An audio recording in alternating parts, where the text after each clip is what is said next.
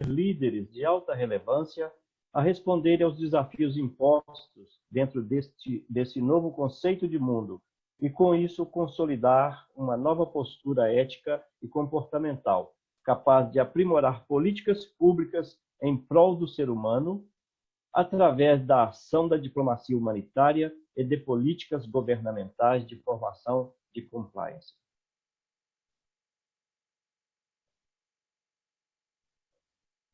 Hoje, nós teremos a continuação da série de palestras do nosso Dr. Rodrigo Teras, e hoje ele trará o tema Sextou Família, como ter filhos nas melhores faculdades. O Dr. Rodrigo Teras, embora já é conhecido de todos desta casa, ele é o superintendente de conteúdos da Getro International. Dr. Rodrigo Teras é formado em psicologia, em pedagogia, em teologia. Ele tem pós-graduação em psicopedagogia e neurociência com foco em inteligência emocional.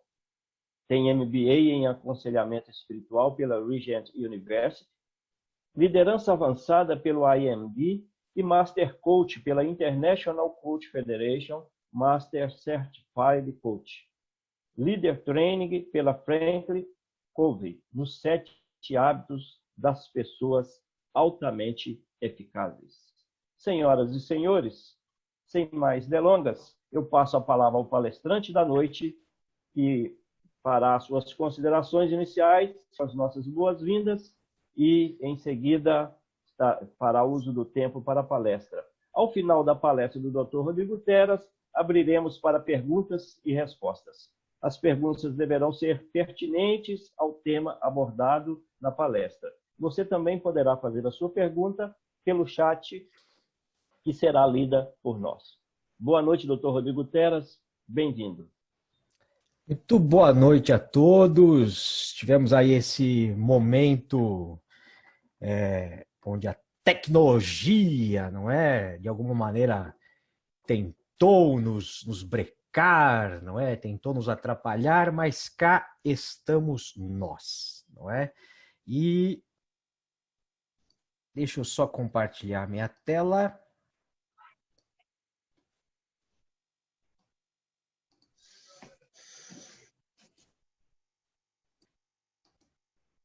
Maravilha.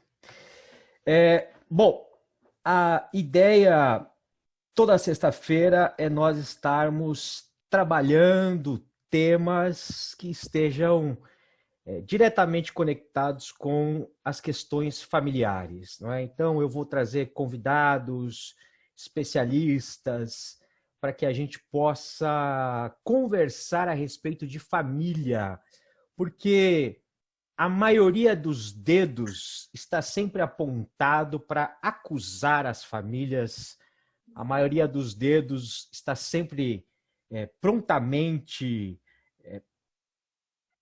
está sempre nessa situação de criticar, de tentar levar aspectos que não vão fazer com que esta família se desenvolva, mas muitas vezes faz com que essa família se torne cada vez mais insegura, não é? Dentro dos seus aspectos, do seu desenvolvimento e da formação do seu núcleo, do seu núcleo no sentido familiar, né? No seu núcleo total dos pais, dos filhos ali em conjunto, não é? Então, a ideia aqui é que nós possamos estar trabalhando esses aspectos familiares e sempre abordando um tema, não é? Eu vejo que nos falta, talvez aí, e esse tempo de pandemia, eu vejo que o mundo atual, a gente precisa voltar a ter aí uma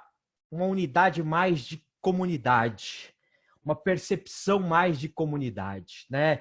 Comunidade é o contrário da terceirização, né? As pessoas hoje elas estão se relacionando de forma quase que terceirizada.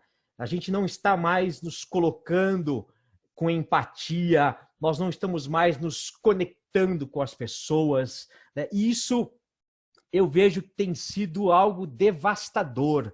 Essa semana teve aí esse caso desse menino Miguel. Foi uma...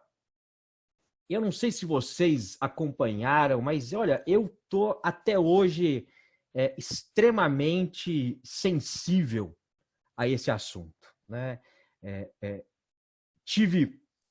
Recebi uma notícia também trágica, perdi um grande amigo meu por causa dessa questão do Covid, né? Então tem sido aí uma semana que tem me sensibilizado e tem me colocado muito nesse olhar até aonde nós estamos terceirizando as nossas emoções, as nossas preocupações, as nossas construções como sociedade. Aonde é que nós estamos nos colocando como responsáveis, protagonistas, estamos indo à frente dos processos, né? Estamos deixando as pessoas, nos afastando das pessoas, ou estamos acolhendo, percebendo, entendendo que estamos inseridos num grande contexto comunitário, né? E não apenas dentro de um vínculo individualista, né? Eu posso traduzir comunidade como algo aquilo que é comum a nós, comum no idioma, comum nos costumes, comum nos valores, comum na visão que nós temos de mundo, comum no espaço que nós estamos ocupando, né? A pandemia, eu vejo que nos aproxima cada vez mais, né? A pandemia nos tirou muito das muralhas, tirou muito da percepção, essa hierarquia insana, essa hierarquia onde alguns se colocam atrás de muros, de condomínios, né? Alguns se colocam mega protegidos, achando que essas estruturas são a essência da vida, né? A pandemia, de alguma maneira, ela nos igualou. Mas acima de tudo, nós temos que ter a percepção de continuar essa construção de comunidade, de estarmos comum uns aos outros para além da pandemia. Então eu vejo que esse tempo que nós vamos ter todas as sextas-feiras vai muito nessa direção. Construir, trazer uma consciência para que a gente possa começar a trabalhar essa percepção do outro, essa percepção do meu próprio, do indivíduo que eu ocupo na direção do outro, o outro na minha direção, nós não estarmos mais desconectados uns dos outros. Então eu vejo que o trabalho em relação à família é um trabalho para se diminuir distâncias. Diminuir distâncias, né? Estamos cada vez mais polarizados, uma sociedade cada vez mais polarizada, cada um num canto, cada um numa determinada esfera. Estamos nos degladiando, né? Eu tenho falado com alguns clientes e levado eles a perceberem que a mesma energia que ele gasta, caiu o copo, ele se insurge com uma energia, e se caiu o telhado, é a mesma energia. A gente não consegue mais controlar a quantidade de expressão do nosso emocional. Nós não estamos conseguindo mais equalizar esses processos, não estamos lidando com com o contraste da vida, com os senões, com aquilo que vem de alguma maneira tira de nós a situação do espaço aonde eu estou absolutamente protegido, aonde eu estou absolutamente comungando das mesmas opiniões, e aí sou confrontado com opiniões diversas, com aquilo que eu não estou acostumado, com outro olhar de mundo, e acabo não estando preparado para vivenciar isso. Então, nós temos que diminuir estas distâncias, não é? Temos que nos acolher, temos que nos enxergar as possibilidades, enxergar quem o outro é, dar a oportunidade para o outro ser. na nossa direção e este outro também conseguir enxergar o nosso próprio eu na direção dele, acolhendo uns aos outros. Então, esse tempo que nós vamos ter todas as sextas-feiras, acredito eu que vai ser extremamente importante. O nosso tema, e um tema que para mim é um tema que eu gosto muito, que é a questão da educação, não é? Eu passei a minha vida inteira dentro de escola, né? Passei a minha vida inteira coordenando, dirigindo processos dentro de escolas das mais diferentes, o público os mais diferentes possíveis, né? Eu vi nesses últimos 20 anos uma transformação no emocional dos alunos, eu vi uma transformação no emocional das famílias, dos profissionais da escola. Eu vi uma estrutura que era tão sólida se transformar num ambiente de muita insegurança, de muita fragilidade.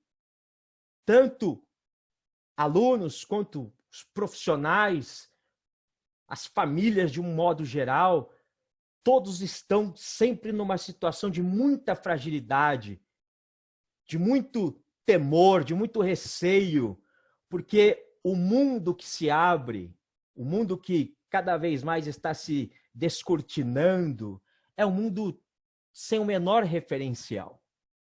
Nós não temos referenciais de nada daquilo que está cada vez mais perto das nossas vidas.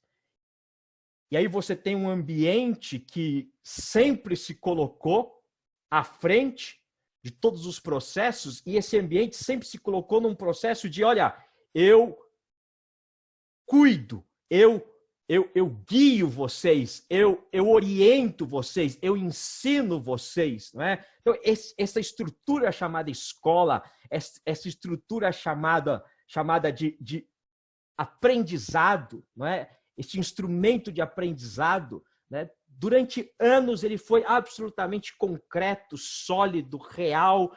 Ele foi nós sabíamos quais eram os melhores colégios, nós sabíamos qual era o melhor professor, né? Mas hoje as estruturas, hoje os cenários, as realidades, aquilo que as escolas vivem, aquilo que as famílias estão vivendo é totalmente diferente, né, de todos os aspectos, de todas os referenciais que em algum momento nós tivemos. Então, termos um olhar, começarmos a construir, termos a ousadia de construir uma outra forma de nos relacionarmos com esse processo de ensino-aprendizado, acredito eu, que sempre é um tema e que sempre é uma abordagem para nós estarmos nos direcionando. Como é que eu posso ter um filho na melhor faculdade? No Brasil, a melhor faculdade que existe é a Universidade de São Paulo. Segundo o ranking, não é, das melhores faculdades, a Universidade de São Paulo é a melhor. Como é que o meu filho pode entrar na Universidade de São Paulo? É possível isso acontecer? Como é que essa estrutura, como é que ele consegue passar na FUVEST, ele consegue alcançar os melhores cursos, né? Isso é possível ou não? É sorte? Ou é uma situação que é para poucos? Não. Quero dizer para você que essa estrutura é absolutamente coordenável e, mais do que isso, é um aspecto que é possível de ser alcançado. Só que eu não apenas quero que o seu filho, e não quero só que você deseje fazer com que ele entre nas melhores faculdades. Eu quero dar um passo além dessa possibilidade. Eu quero que a gente comece a tentar ousar como é que nós podemos transformar e começar a enxergar o processo da educação, do ensino e do aprendizado de uma outra maneira. Eu e você temos um formato, nós somos educados nesse formato. Eu posso, talvez com uma certa tranquilidade, eu tenho 44 anos. Então, eu talvez, a minha geração, essa geração que até uns 35 anos, o pessoal que está com 35, né? Essa talvez seja a última que conseguiu participar dessa estrutura que o meu pai participou, o meu avô participou, o meu bisavô participou, essa estrutura antiga da educação, esse sistema educacional, esse modelo antigo, e que nós aproveitamos. Isso deu certo para nós. A geração que está vindo posterior à minha já começa a encontrar dificuldades de diálogo com esse sistema. A geração, e cada vez que eu vou me distanciando, cada vez que eu vou indo para gerações que estão atrás, que estão vindo, que estão chegando dentro desse novo ambiente, desse novo mundo que se desperta, cada vez mais o diálogo com o sistema atual se torna falho, se torna difícil, se torna pesado e se torna muito cansativo. Então, mais do que fazer com que o seu filho entre na melhor faculdade, eu quero que a gente tenha a ousadia de pensar que é possível nós mudarmos uma estrutura, e uma estrutura da educação, né? O Brasil, e aí mudar essa estrutura é algo que está totalmente linkado com o nível de prosperidade que nós queremos vivenciar e que nós queremos e que desejamos que os nossos filhos estejam também vivenciando esse processo. Porque educação, e parece que educação é escola, é vestibular, e não é isso. Educação tem a ver com conhecimento, educação tem a ver com cultura, educação tem a ver com você erguer um país, erguer uma nação. Educação não é eu colocar pessoas na faculdade. Educação não é eu montar um monte de escola por aí, abrir um monte de escola e acreditar que, olha como nós somos um Estado que trabalha em prol da educação. Vou além. Educação não tem a ver com apostila, não tem a ver com o livro, não tem a ver com o material em si, mas tem a ver com a forma, como é que eu estou me utilizando dessas estruturas para fazer com que as pessoas sejam despertadas para o conhecimento. Isso é educação. E aí, quando nós analisamos a posição do Brasil no PISA, o PISA é o termômetro que vai mensurar o grau de escolaridade, de conhecimento de uma nação. E o Brasil, ele está nos últimos lugares. Interessante que você tem um país como a China, que saiu de uma estrutura totalmente agrária, limitada, precária, e se tornou uma potência tecnológica, uma potência no ramo das pesquisas, no avanço do conhecimento, do intelecto. E nós ficamos para trás. Então, quando eu estou pensando em educação, eu tenho que ter um olhar muito maior. Quando eu estou pensando na forma como eu quero que o meu filho ele entre numa boa faculdade, eu quero. Mas e o que tem além desta faculdade?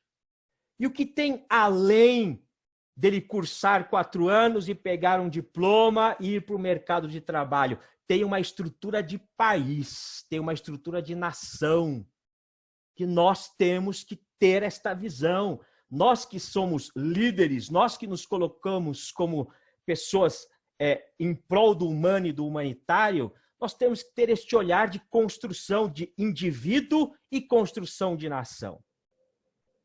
Então, quando eu olho o Brasil e olho como nós estamos longe de termos uma qualidade de intelectualidade, de pensamento, uma qualidade no ato reflexivo, quando eu vejo isso, eu também percebo que nós temos um distanciamento de um tempo de prosperidade, de uma nação rica, de uma nação que vai avançar, de uma nação que realmente vai ser aquilo que todos nós temos essa ansiedade, todos nós queremos que o Brasil dê certo, todos nós queremos que o Brasil conquiste os melhores lugares, mas sem esse processo, sem este olhar de perceber que a educação está totalmente linkada com riqueza, com poder, com avanço, eu vou sempre estar nos piores rankings mundiais, né? Só para nós termos uma ideia, as 10 melhores universidades no mundo, nenhuma passa pelo nosso país. A melhor universidade que nós temos, que é a USP, ela está para além do 100º lugar, né? Então, estamos muito distante de uma realidade mesmo, de uma estrutura que coloca líderes, educa governantes, leva as pessoas à frente para organizarem a sociedade, para estabelecerem mudanças verdadeiras, avanços verdadeiros. Então, quando eu estou pensando, eu quero que o meu filho vá para uma boa faculdade, eu tenho que começar a ampliar esse meu olhar. Mais do que ir para uma boa faculdade, não é? Eu tenho que enxergar que não basta nós ficarmos na configuração das palavras apenas, né? O Brasil, ele tem uma potência gigantesca, só que esta potência, a gente emoldura, a gente vai ficar emoldurando ela em dizeres, em slogans, né? E todo governo tem o seu slogan, e todo slogan, de alguma maneira, incentivou, trouxe um alento, trouxe um desejo, não é? Trouxe um referencial para nós. Só que temos que avançar para além do slogan. E o avanço para além do slogan está absolutamente conectado a esse processo, a essa visão que eu vou ter do sistema educacional, da forma como é que o aprendizado ele se executa, né? Para que o meu filho ele possa ingressar numa boa faculdade, ele precisa ter um componente essencial ali na vida dele, que é o componente do aprendizado, né? Ele precisa ter o domínio do saber, o domínio da reflexão, o domínio do entendimento dos processos, da problematização, a resolução delas. E aí, dentro dessa engenhosidade, dessa mecânica, eu vou demonstrar para você como é que nós, neste processo, nós somos absolutamente protagonistas. Não é apenas o professor na escola, não é apenas aquela estrutura distante, não. Eu, na minha casa, eu como tio, como padrinho, como pai, como mãe, como amigo, eu como capelão, eu como pastor, como padre, como pai de santo, eu como alguém que está disposto a ter um olhar diferente perante a sociedade e ajudar a sociedade a avançar, eu preciso ter claramente em mim esses dispositivos para despertar as pessoas, despertar na direção de uma nova conquista, não é? Porque eu não vou transformar, a não ser que seja pelo processo dessa inteligência, esse processo onde a pessoa adquire a percepção da sua individualidade. Ela só pode fazer isso através da inteligência. Ela não pode fazer de uma outra maneira. Se ela não for despertada nesse sentido, nós não vamos conseguir jamais criar um indivíduo, alguém que é senhor das suas emoções e do seu destino. Então, a primeira pergunta, esse primeiro paradigma, não é? Nós temos que ter nos colocarmos no processo, porque quando alguém pergunta, não é, quem é o educador dos nossos filhos, né? A maioria vai dizer a escola, né? São processos distantes das nossas vidas, nós estamos colocando a educação, não, meu filho está indo numa boa escola, então ele está sendo educado, né? E não, nós temos que começar a perceber que todos nós somos educadores, todos nós estamos dentro desse processo, todos nós estamos conectados, não é? Em fazer com que o indivíduo cresça e dessa maneira a sociedade, a nação possa se desenvolver. Um outro ponto que é importantíssimo para que eu possa entender que o meu filho ele tem que alcançar uma boa faculdade, ele tem que ele tem total capacidade de entrar na melhor faculdade. Primeiro eu tenho que me colocar como parte desse processo educacional. Então, eu não vou só deixar na mão da escola. Eu, como família, eu tenho um papel. Eu, como vizinho, eu tenho um papel. Eu, como capelão, eu tenho um papel. Se eu sou um líder religioso, eu também tenho um papel nesse processo, né? Todo esse sistema, essa engrenagem da educação, não é apenas a escola que deve fazer. Temos que ter esse sentido de comunidade para que o indivíduo sempre esteja se despertando. Então, em primeiro lugar, eu preciso me colocar no processo como educador. Depois, eu preciso entender que o modelo que hoje nós estamos vivenciando é um modelo muito distante daquilo que a neurociência hoje determina, os grandes avanços científicos determinam. Para você ter uma ideia, o modelo educacional que o Brasil e a maioria dos países da América Latina eles vivem é o modelo que foi estabelecido na época da colonização. É um modelo fundamentado por exemplo, pelos jesuítas. As estruturas, a maneira de se organizar, a maneira de entender quem é o professor, quem é o aluno, a maneira de compreender o que é autoridade, o que é hierarquia dentro da escola. Toda essa estrutura é um modelo, só que é um modelo que hoje já não cabe mais no tempo presente. Então, eu tenho que começar a perceber que eu faço parte do processo, o modelo que aí está, nós precisamos ter a ousadia de rever, e dentro desse processo de revisão, esse olhar aonde eu me desloco de estar somente conectado ao resultado, somente buscar o resultado e não dar importância para a preparação, isso é algo que nós temos que eliminar das nossas vidas. 100% das escolas deste país, elas estão preocupadas com resultados e não estão preocupados com a preparação. Aí é culpa da escola, porque a escola... Não. O sistema, o modelo do sistema está errado. Nós organizamos o ensino-aprendizado para que o aluno ele pudesse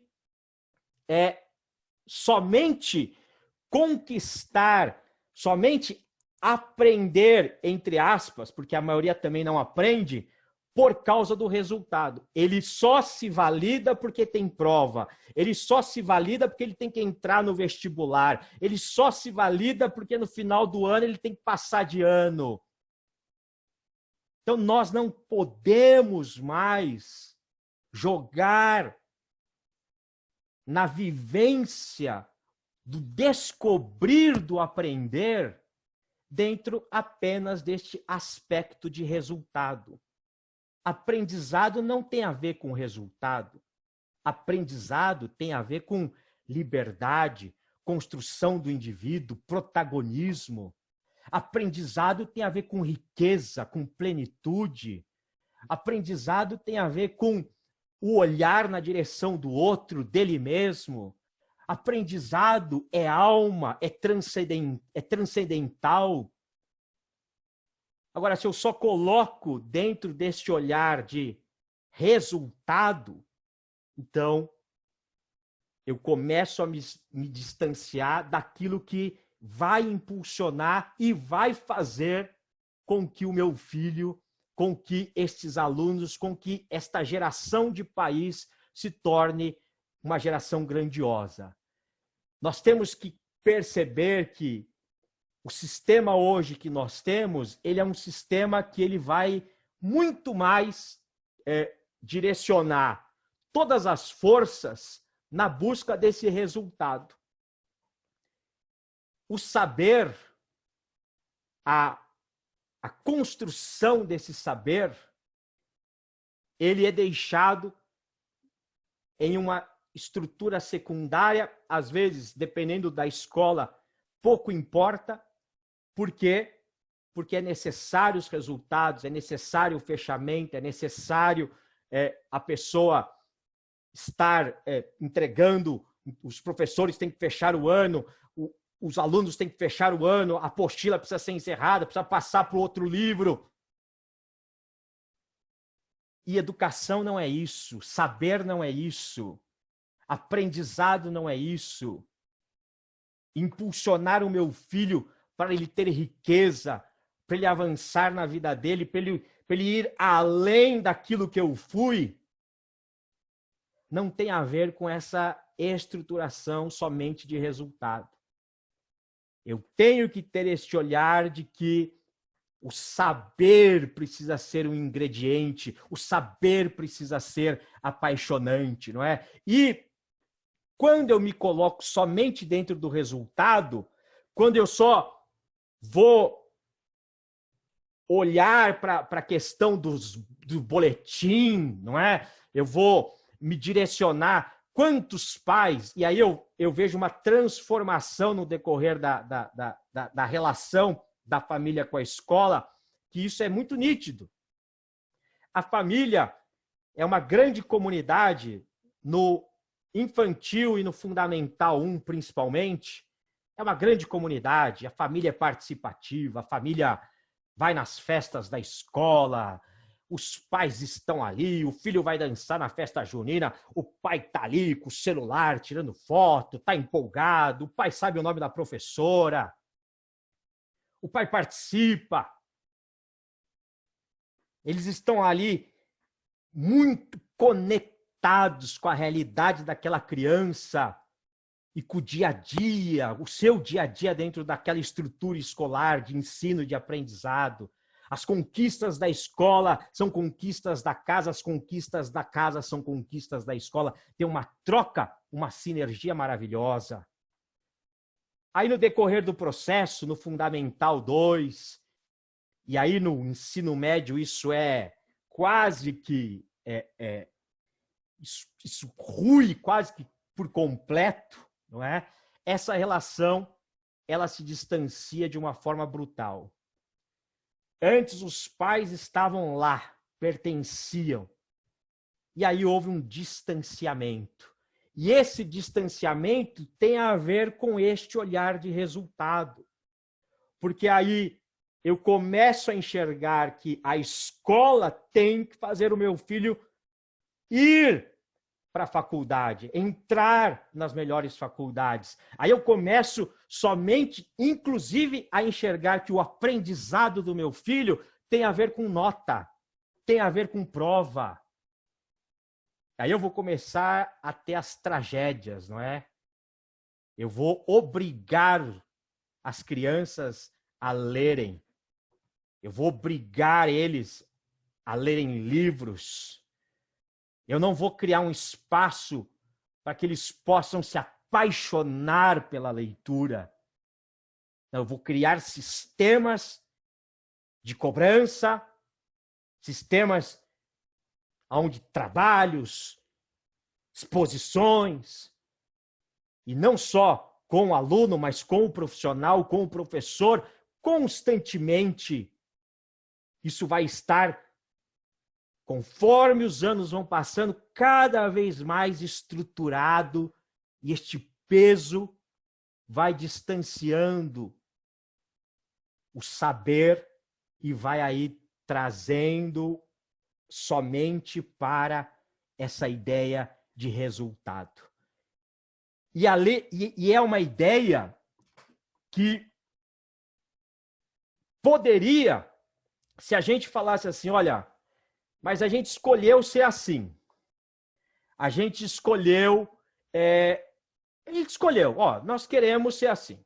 Nós queremos ter esse direcionamento, é assim que a gente entende que tem que ser o ensino. Legal.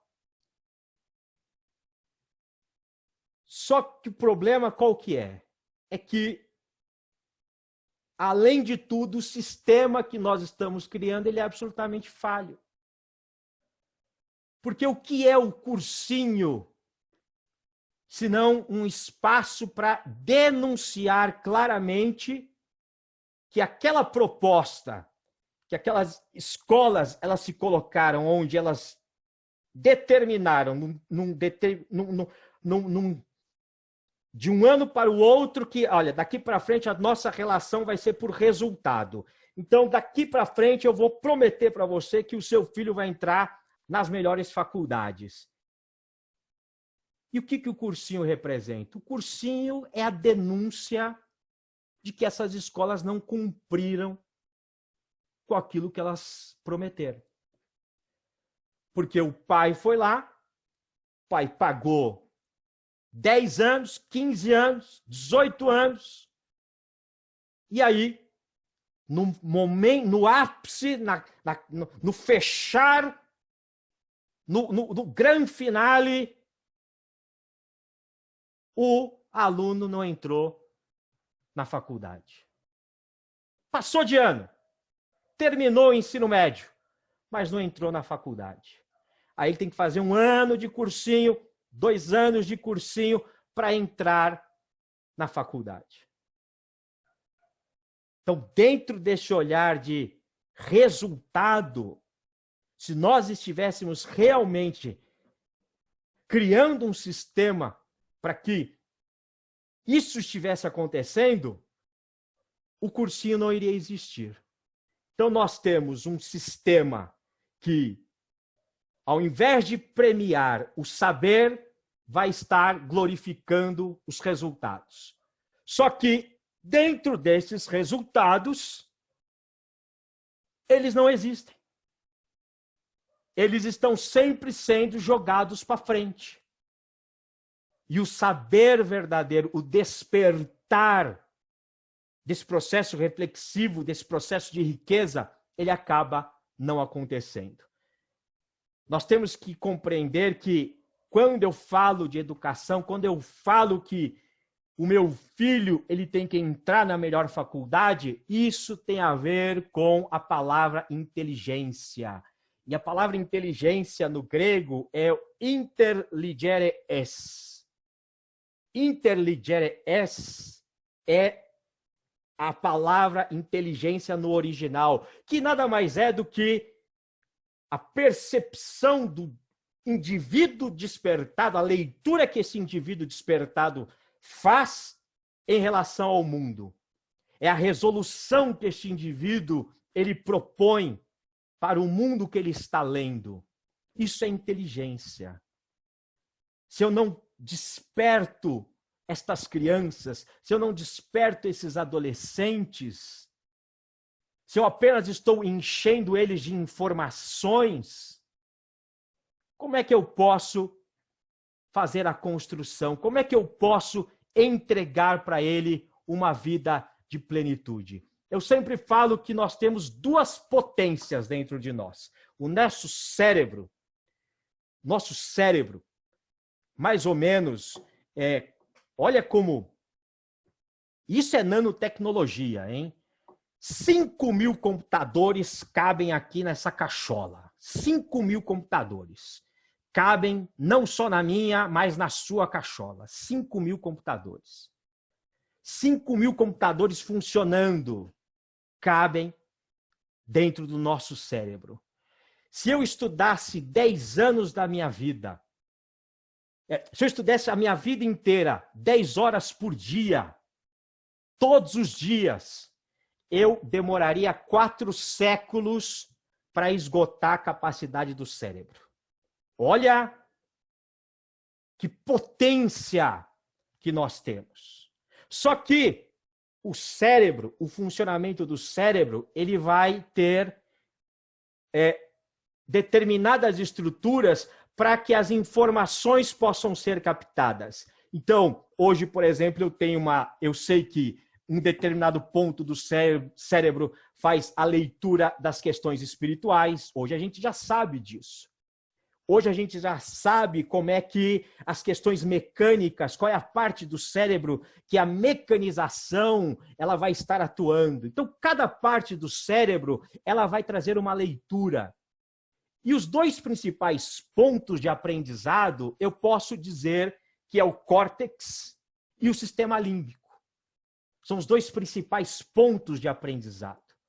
O problema é que nós estamos colocando toda a potência que as crianças elas podem ter, toda a potência que o jovem pode ter dentro do sistema límbico. E o sistema límbico é um sistema loser, é um sistema de perdedor, é um sistema medíocre. Por quê? Porque o sistema límbico ele foi criado para que as informações, quando elas são armazenadas nela, então você está vivenciando o seu dia. Você imagina a quantidade de informações, você imagina a quantidade de leituras que você está fazendo. Eu agora estou aqui no meu escritório, eu estou vendo livros, eu estou vendo um porta-retrato, eu estou vendo uma garrafa, não é? Toda essa estrutura, eu estou fazendo uma leitura, o meu cérebro está fazendo uma leitura. Então, você imagina a quantidade de informações que o sistema límbico ele está armazenando, ele está lendo e dando resposta, ele está lendo e dando uma continuidade, uma função para aquilo que está acontecendo. Mas o sistema límbico, o cérebro é tão perfeito, não é? O grande arquiteto que nos criou, ele é tão perfeito que para o sistema límbico funcionar corretamente, o que vai acontecer no final do dia? O sistema límbico vai esvaziar. Ele vai sofrer, é como se você estivesse resetando todas as informações. E quando é que isso acontece? Quando você for dormir. Por isso que dormir é uma das coisas mais poderosas que existem no mundo. E se você quer realmente torturar alguém, esteja privando ela do sono. Quando você priva alguém do sono, você transforma essa pessoa num demente, numa pessoa insana, porque o cérebro ele tem tanta é tão importante para ele, porque quando você já percebeu que chega num determinado momento do dia você começa a ficar cansado, abrir a boca, né? Aí você fala, nossa, tô cansado. Não, você não está cansado. O seu corpo aguenta, com tranquilidade. Você podia ficar 10 dias funcionando que o seu corpo aguenta. O que está cansado? O seu cérebro está cansado. O sistema límbico se esgotou. Armazenou o que tinha que armazenar. Então, o que ele está dizendo para você? Vamos descansar, que eu preciso me renovar. É isso que está acontecendo.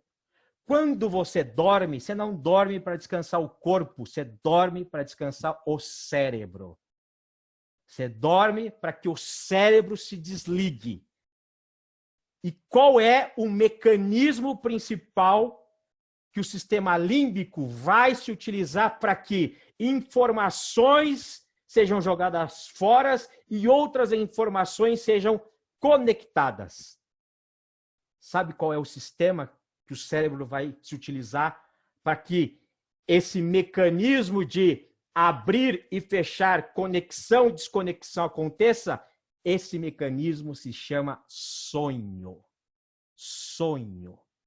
Sonhar é fazer com que o nosso cérebro possa funcionar de forma plena.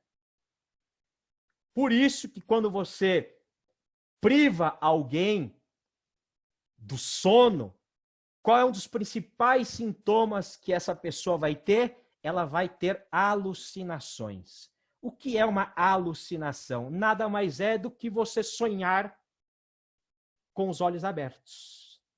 Isso é o cérebro tem tanta necessidade de sonho que aí a pessoa ela começa a enxergar coisas que já não estão mais lá. Por quê? Porque o sistema aí entrou em conflito. O problema é que nós estamos colocando nosso aprendizado somente aqui. A escola e o sistema educacional atual, ele está apenas conectado dentro deste olhar. Por isso que você vai ver... Você quer ver uma frase, que é uma frase terrível, não é? Que é uma frase típica de uma estrutura que está inserida neste sistema límbico, que é um sistema de perda, porque ele fatalmente vai se esvaziar, à noite vai sumir as informações, poucas serão as informações que ele vai jogar para o córtex. Essa é a frase mais insana que uma mãe e que um pai pode falar para o seu filho. Vai estudar, porque amanhã você tem prova.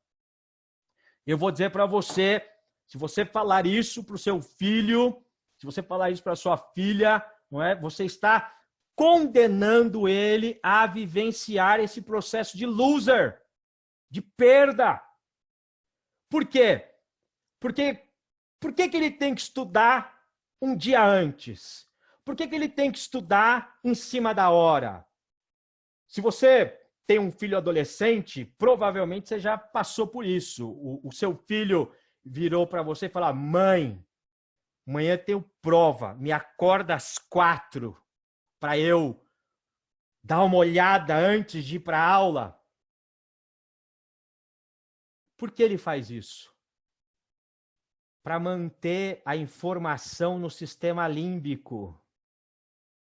Para manter a informação fresca. É a famosa o quê? É a decoreba.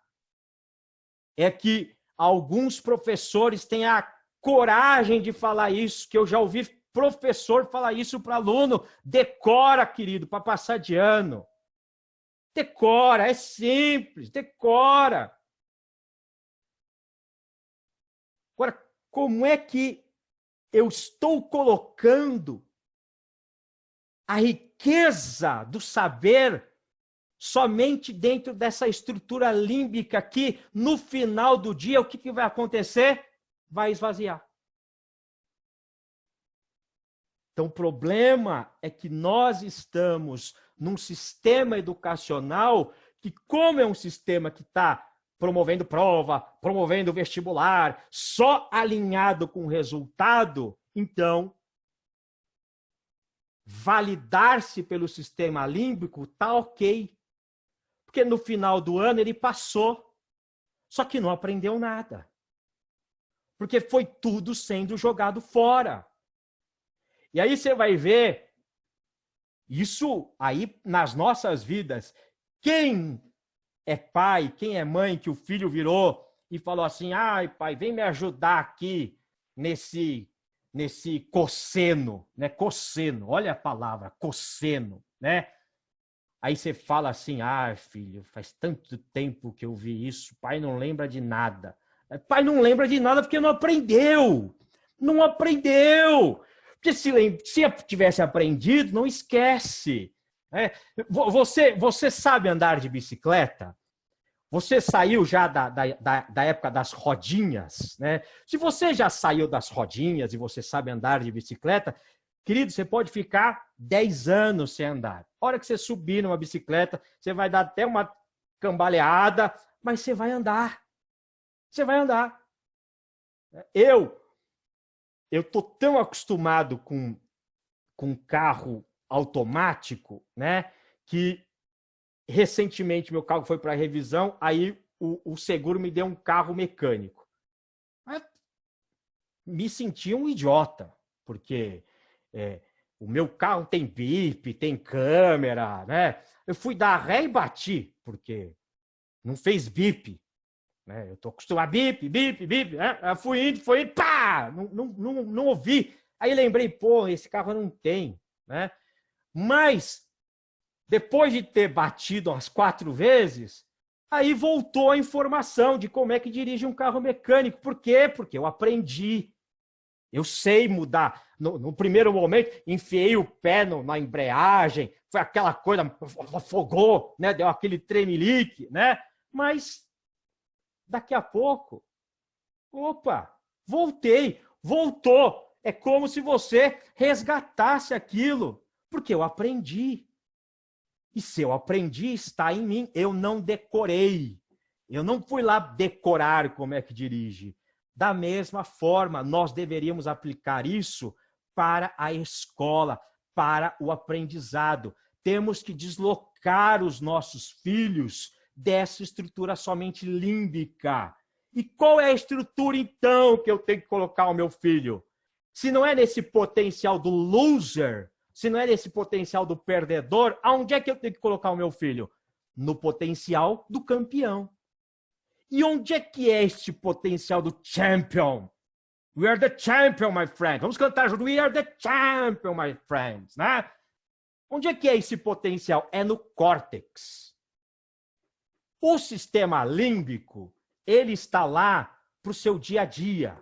Ele está lá para que a informação, você esteja lá, ó, estou lendo, estou fazendo a minha leitura, estou captando as coisas, mas é no córtex que eu tenho que colocar todas as minhas informações, todo o meu aprendizado. Porque quando eu coloco no córtex, aí você não esquece, querido. Aí você pode passarem os anos e você vai lembrar, você vai ter o referencial, você vai saber como é que aquilo funcionou e como é que o córtex vai funcionar da mesma forma que o sistema límbico. Quando o cidadão ele está com as informações e ele só está no aspecto da informação sem ele interagir com ela, quando ele dormir, o que vai acontecer? Sumiu. Acabou. Esvaziou. É o cidadão que vive só de resultado. Então, se você perguntar para o seu filho, você estudou? Quando ele chegar da escola, pode fazer essa pergunta. Você estudou hoje? Assim que ele chegar. Aí ele vai falar, claro que eu estudei. Aonde é que você estudou? Ué, na escola. Não, não estudou, querido. Na escola não se estuda. Na escola se tem aula. Sabe onde você vai estudar? Em casa.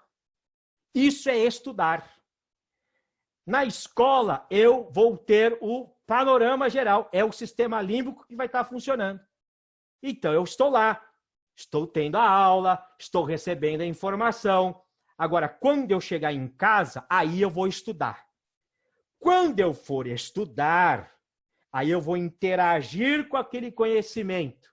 Eu vou criar dispositivos. E quando eu for dormir, sabe o que vai acontecer? A minha interação perante as informações que estavam no sistema límbico, isso vai criar, isso vai fazer com que estas informações se conectem e se desconectem e faça aí o córtex funcionar. Aí eu aprendi. Aí eu estou começando a aprender. Você quer ver uma insanidade que os pais permitem os filhos fazerem? E olha como esses conhecimentos são distanciados de nós. O cidadão chega da escola. Aí ele estuda de manhã. Aí ele almoça, come aquela pratada de macarronada, né? Aquele monte de almôndega. Aí o que ele vai fazer? Vai dormir. Aí dorme a tarde inteira. A tarde inteira o cidadão dorme. O que aconteceu? Ele resetou o sistema límbico. Então, tudo aquilo que ele aprendeu na aula de manhã foi inútil. Foi inútil. É como se ele não tivesse ido. Não aconteceu. Por quê? Tanto que quando ele começar a ler, ele vai perceber que ele não sabe nada. O sistema límbico, e você provavelmente já interagiu com ele, é o primeiro que ele desperta antes do córtex. Então, quando você acorda de manhã, é o sistema límbico que está no comando. Por isso que você põe uma meia de cada cor, né?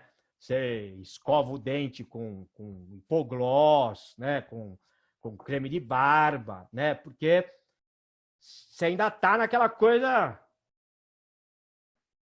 É o adolescente que olha para a mãe e fala: quem é você? Né? Quem sou eu? Né? Por quê? Porque o sistema límbico, né, está no comando. E eu falo, o sistema límbico ele é meio imbecil, porque é isso. Ele é para informações rápidas, ele não é um ser para pensar, ele não é um ser reflexivo, não é o córtex. O córtex ele vai aí nos dar profundidade, ele vai nos validar nas situações. Agora, se eu só coloco e permito que as informações fiquem no sistema límbico, fatalmente, é isso que eu vou ter no Brasil, que é o que eu tenho. É uma quantidade absurda de pessoas fracassadas. São toneladas de pessoas que estão saindo das faculdades e que, aqui no nosso cantinho, ai, que bonitinho, ele entrou na faculdade, ai, que bonitinho. Só que, perante a estrutura mundial, nós estamos longe. Longe dos avanços, longe de ter um parque tecnológico. E não é acaso, não é sorte, não existe nós não temos um parque tecnológico, não é porque não se investe, o governo não investe, né? Essa ideia parece que o governo vai botar 1 bilhão e do dia para a noite a gente criou um monte de cientista. Não cria cientista. Cientista você vai formar. Você vai formar gênio. Todos nós podemos ser gênios, porque todos nós temos um córtex. Todos nós temos 5.000 computadores funcionando. Agora, todos nós também somos o loser.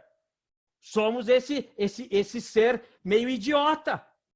Porque se eu deixo o meu sistema límbico comandar a minha forma de eu me educar, então, fatalmente, eu vou ter um processo de sempre eu não vou conseguir fechar a estrutura do conhecimento, eu nunca vou conseguir fechar a estrutura da reflexão. Por quê?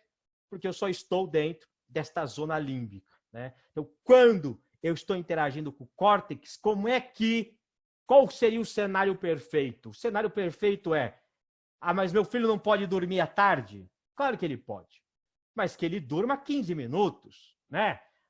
Vai lá, tira um cochilo, só para dar uma renovada, mas depois vai estudar, porque ele não estudou na escola. Nós temos que tirar esse pensamento. A escola é para estudar. Não, escola não é para estudar. Escola é para ter aula. Escola é para ter aula. É para ele ter um espaço, né? É que nem não vou falar isso porque as pessoas vão ficar, enfim, com mimimi, né? Não vou dar esse exemplo. Mas, assim, a escola não é para estudar. Estudar, eu que faço, eu que estudo. Eu que sento meu bumbum na cadeira e eu que estudo. Aí eu estudo, aí sou eu que estou estudando. Porque eu tenho que entender quais são os referenciais, como é que eu vou construir aquele conhecimento. Eu tenho que despertar isso em mim, eu tenho que problematizar, eu tenho que vencer esse problema, eu tenho que me disciplinar. Isso cabe a mim fazer. A escola não vai produzir isso. Então, se meu filho chegou do colégio e ele vai dormir, acabou. Você zerou. Não adiantou nada. Você paga R$1.000 de mensalidade, R$500 de mensalidade à toa. Porque ele está jogando fora tudo aquilo que ele aprende. Agora, chegou da escola, vai estudar, querido. Vai estudar. E se ele estuda à tarde? Vai estudar à noite. E se ele estuda à noite, lamento, vai ter que dormir de madrugada. Porque se eu estudo, eu aí vou fazer com que esta informação não seja só um passageiro no sistema límbico, mas ela possa interagir. E interagindo, quando eu for dormir, ela vai se conectar no córtex. Ela vai se transformar em conhecimento. Qual uma casa, a casa do sistema límbico é aquela que vai dizer para o filho, vai estudar que amanhã tem prova. A casa do sistema que tem o córtex funcionando, a casa que entende que o filho é um córtex e não um sistema límbico, a casa vai dizer para o filho o seguinte, querido, nunca mais você vai estudar para a prova. Nunca mais. Ai, mas como é que ele vai fazer? Ele vai estudar todo dia. É isso. Ele vai estudar todo dia. Porque faz parte da vida. Este é o maior, o descobrir que ele pode ter, o ápice do descobrir que ele pode ter, tem a ver com isso. Ele pode entender que ele é capaz de aprender constantemente. Olha que vida é essa que me desperta a aprender todos os dias, em todos os momentos. Que fantástico! Se eu conseguir ensinar isso para o meu filho, se eu conseguir ensinar que ele não está aprendendo, que ele tem uma prova para fazer, que ele tem uma FUVEST, que ele tem um Enem. Não, ele está aprendendo. Ele está se deliciando em aprender. Uma casa que entende que o córtex funciona é uma casa que não se preocupa, não tem semana de prova, porque o meu filho estuda todo dia. Ele senta lá, ele estuda, ele revê, ele cria, ele começa a criar a forma como ele faz os resumos dele. Eu falo para você, a minha forma de estudar, quando eu estava na faculdade, eu sou cheio de problemas mentais, gente. Sou cheio de problemas mentais. Né? Eu tenho TDAH, né? Déficit de atenção, né? A pessoa nasceu para ser um estúpido, né? Mas eu tive que me virar, de compreender como é que eu poderia me concentrar, como é que eu poderia estudar, ter atenção. E a forma que eu estudava na faculdade, eu gravava. Na época não tinha celular com gravador, né? Então tinha um gravadorzinho e eu gravava. Eu me dava aula. E depois eu ficava me ouvindo. E aí, um dia na faculdade, e eu era um bom aluno, viu? Na faculdade. Na escola eu era terrível, né? Mas na faculdade eu era brilhante. Todo mundo queria fazer trabalho comigo. Sabe aquela pessoa que, né? E aí as pessoas um dia falaram para mim, nossa, mas como é que você faz, né? Como é que você... Eu falei, eu gravo. Nossa, quando eu mostrei para as pessoas, virou sensação. O povo queria... que ótimo, vamos ficar ouvindo, que maravilhoso. Você pegou exatamente o que tinha que... O mais importante que a professora falou. Porque eu criei um sistema para que eu aprendesse. Percebe? É isso que nós temos que fazer com que os nossos filhos, com que esta geração que está aí dentro das escolas, elas sejam despertadas, não para fazer prova. Eu creio que nós vamos chegar num tempo de ousadia que, olha, não vai nem precisar de prova. Olha que coisa maravilhosa. Você não precisa avaliar. Por quê? Porque o cidadão é um desperto. Ele é um cara, ele é uma explosão em querer, em compreender. Ele tem sede pelo mundo, ele tem sede pelas coisas, não é? Uma escola, a escola que funciona pelo sistema límbico é aquela que vai falar para o aluno tem que decorar.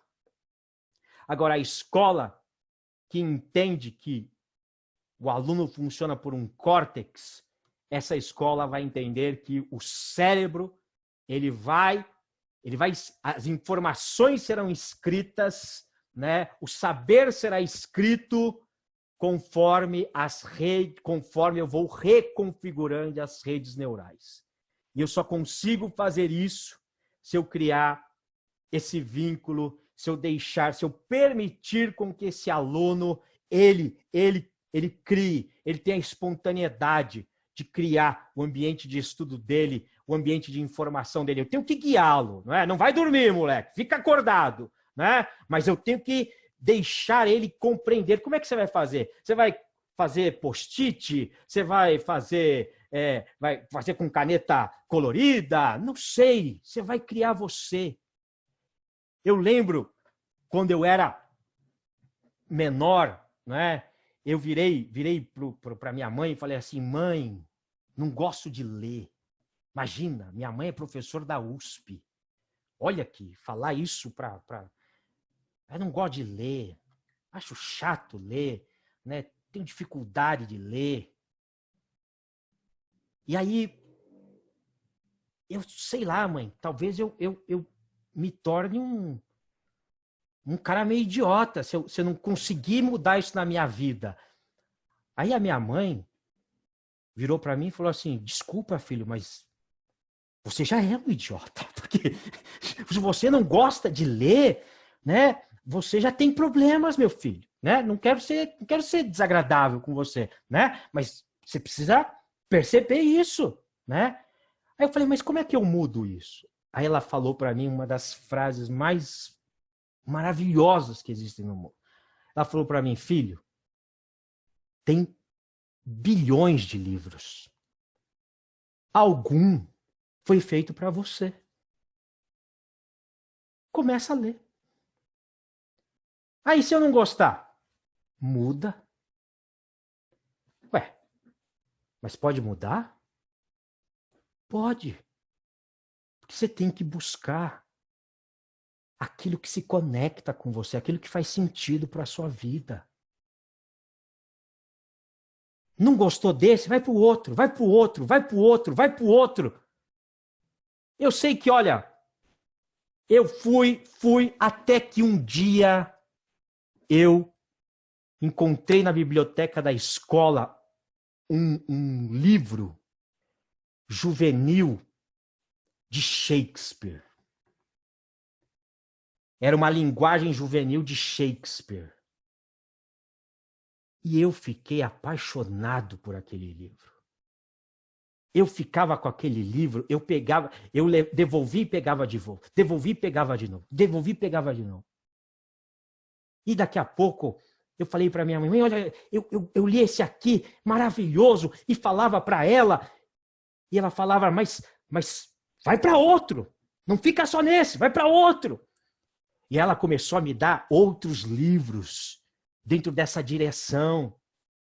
E aí ela me deu uma coleção do Sherlock Holmes.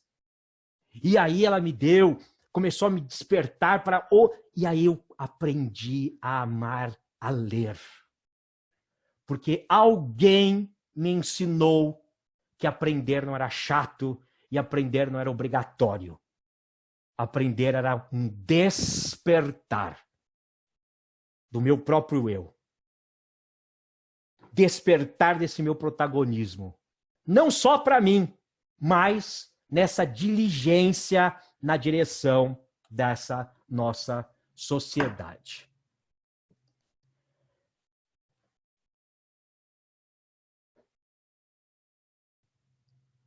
La comédia es finita.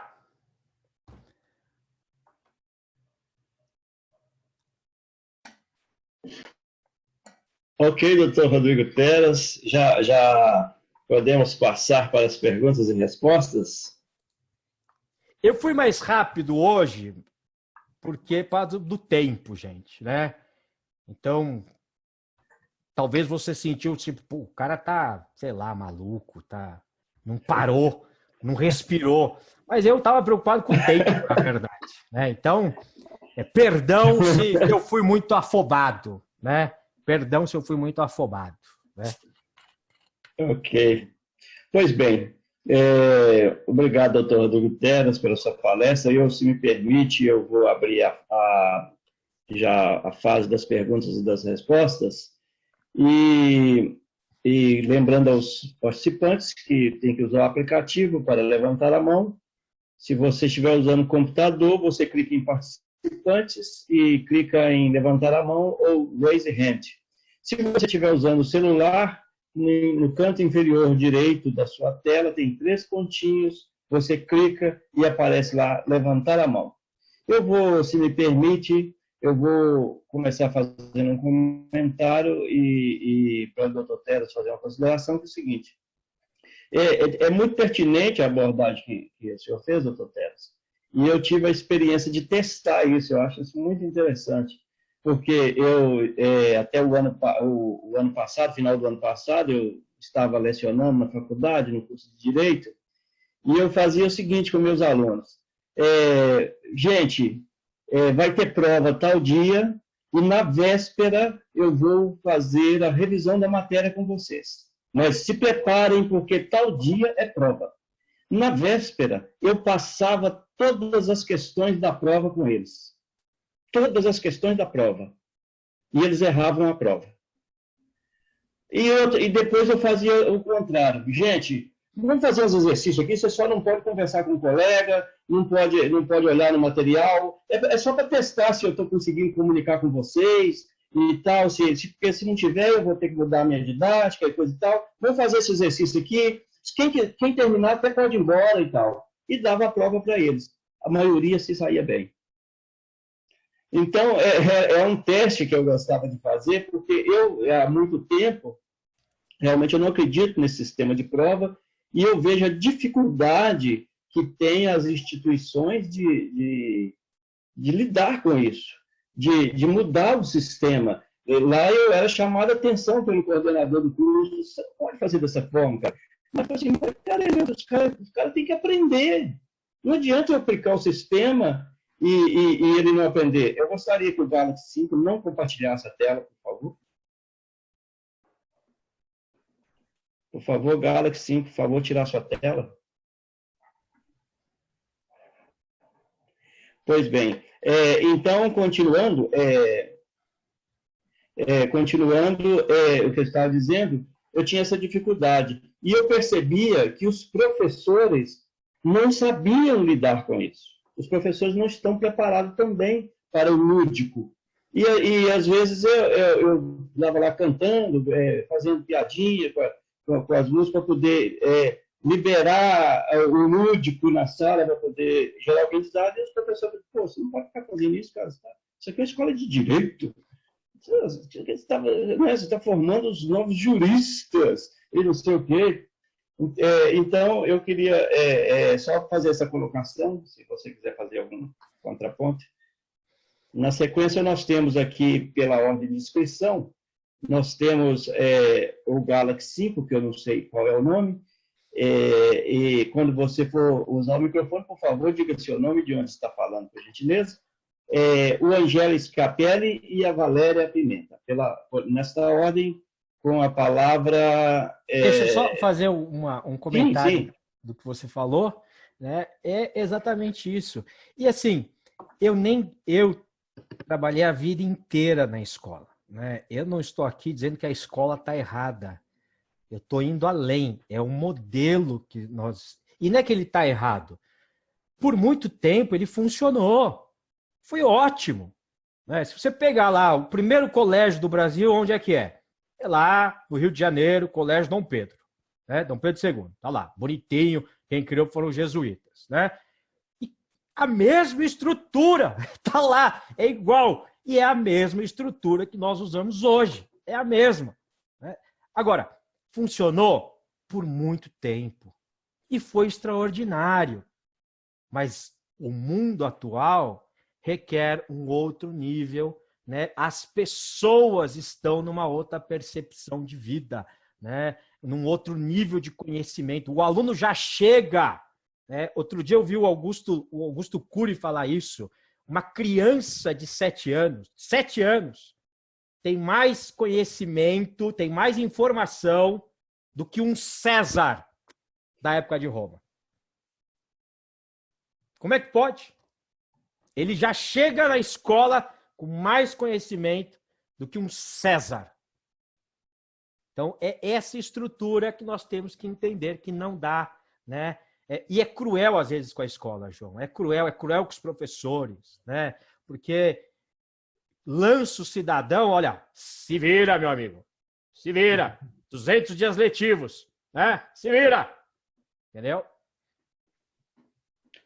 Isso aí. Bom, enquanto o doutor Rodrigo Teras falava, eu tentava aqui abrir o microfone do Galaxy J5, mas não consegui. Eu estou clicando aqui, pedindo a ele para abrir o microfone. Enquanto ele abre o microfone, eu vou andar na fila e vou passar a palavra para o Angel. Oi, boa noite para todos. Boa noite, Dr. Rodrigo Teras e ao pessoal getriano desta noite. Não, Diego. Obrigado, como está, meu amigo? Quedé encantado com a aula que você deu, mas eu queria falar por lo menos 3 pontos que estuve anotando aqui em meu quadernito, né, de notas. O primeiro ponto que fiquei muito interessado foi comunhão versus terciarizados. Ou seja, como o mundo hoje está sendo construído, né? Y que a través de esta pandemia hoje por aí nos estamos acercando mais a nossa gente, a las pessoas que tenemos. São português, mas não é brasileiro. Oi, Galaxy 5, ¿o quién está falando? Pode falar, Martim. Puedo falar, ok, perfeito. Eso por un lado. Por otro lado, eu queria preguntarte a você sobre a educação tradicional, né, na que fuimos formados, versus esta nova educação chamada homeschooling,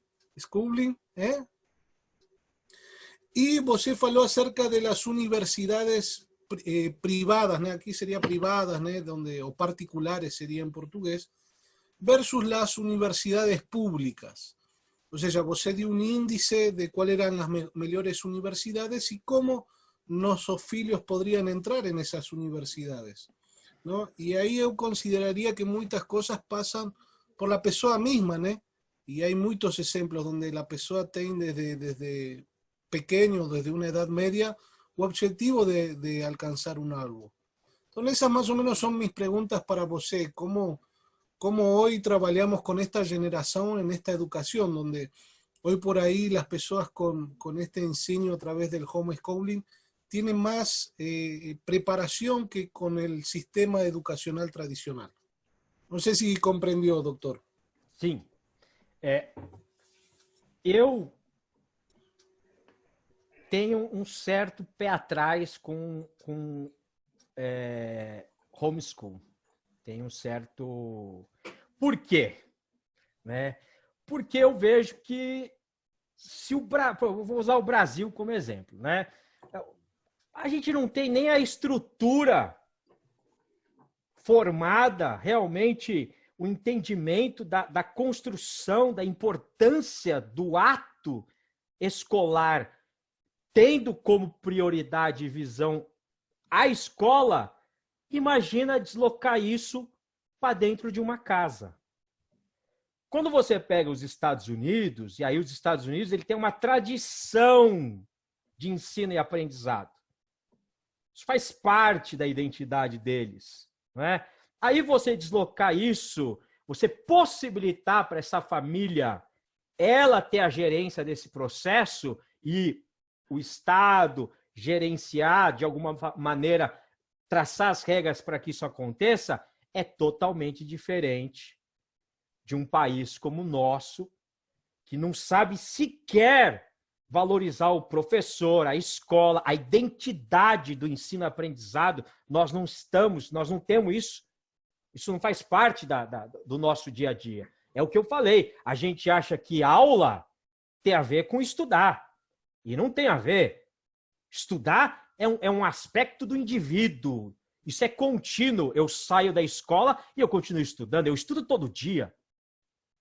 Então, quando eu falo a ideia de trazer a escola para dentro da minha casa, eu vejo que é muito mais um aspecto de política, de questões ideológicas, do que realmente eu querer favorecer esse sistema, eu querer trazer um empoderamento para dentro do lar e para dentro da família. Acho que é muito mais esse blá, blá, blá de ideologias políticas do que realmente uma preocupação com a educação. Porque quer se preocupar com a educação, então comece a valorizar ela como um aspecto essencial do processo da sociedade. Aí sim, quando nós fizermos isso, aí vamos pensar, será que agora podemos deslocar isso para dentro da casa? Opa, podemos. Então, legal. Não, não queremos. Então tá bom. Ok. Então, eu acho que é muito nesse sentido, entendeu? Se eu não ter o olhar do que é o aprendizado, se a interpretação que eu faço é essa, como é que eu vou trazer isso para dentro da minha casa, entendeu? Fica uma situação muito complicada. Ok. Dando seguimento agora, Galaxy 5 já consegue abrir seu microfone? Por favor, se conseguir, diga o nome e de onde está falando. Quem será o Galaxy 5? Né? Virou um mistério completo. Ruiz. Ele conseguiu no momento em que o Martins estava falando e agora fechou de novo. Bom, Galaxy 5, se você conseguir abrir o seu microfone enquanto a Valéria estiver falando, eu só peço que você não entre em áudio e aguarde com o microfone aberto, ok? Valéria, pode abrir o seu microfone.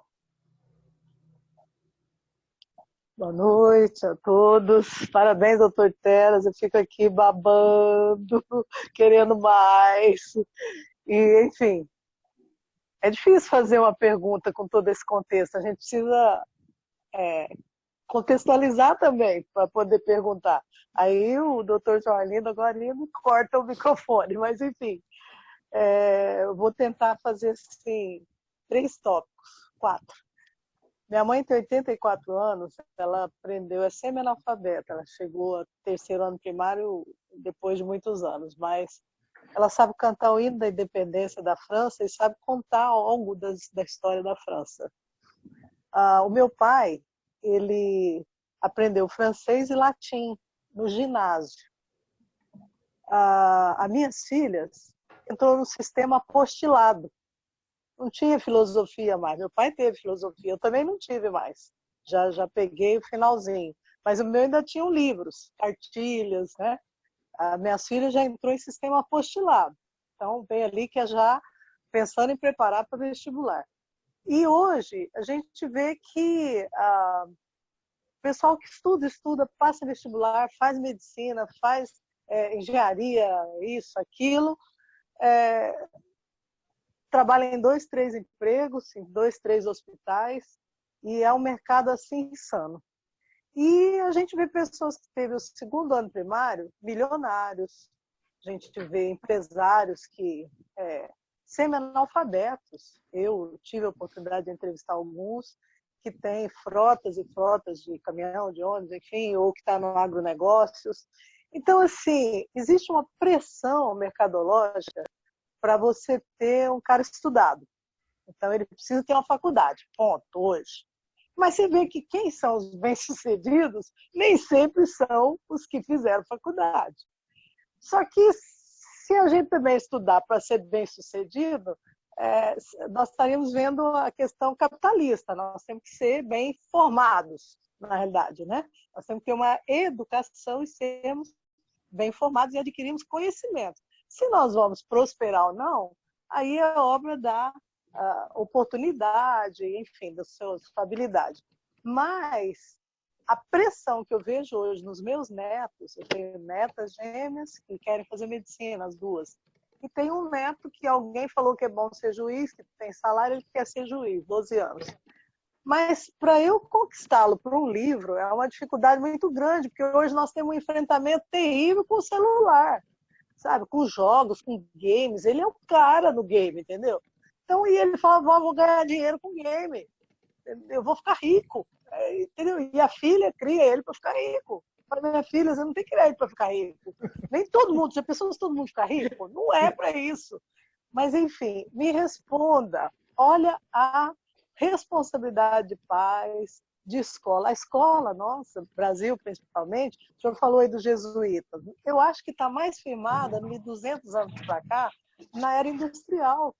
Você vê que tem a sineta, tem o uniforme, tem sentar um atrás do outro, tem aquela, né, de repetir, o decoreba, é como montar o parafuso, os filmes do preto e branco lá que assistiu do nosso famoso ator lá. Enfim, estão fazendo isso também. O que o mercado está exigindo?